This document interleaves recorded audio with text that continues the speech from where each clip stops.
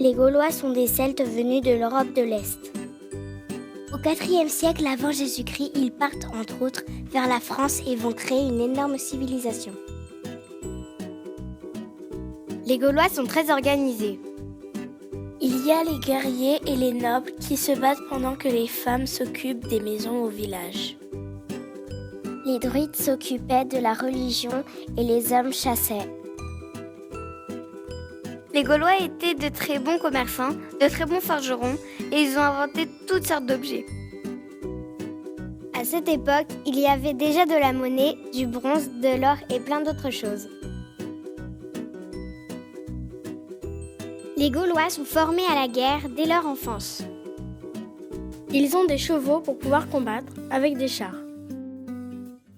Ils sont armés d'épées, de lances, de casques et de boucliers.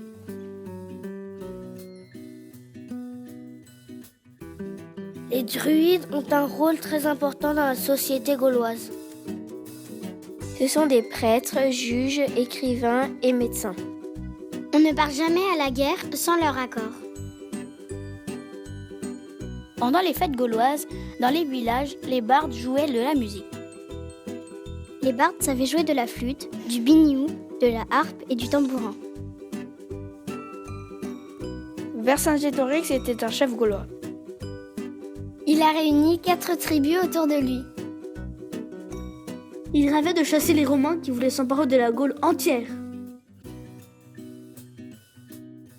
Alésia est à la fois une ville et le nom d'une bataille.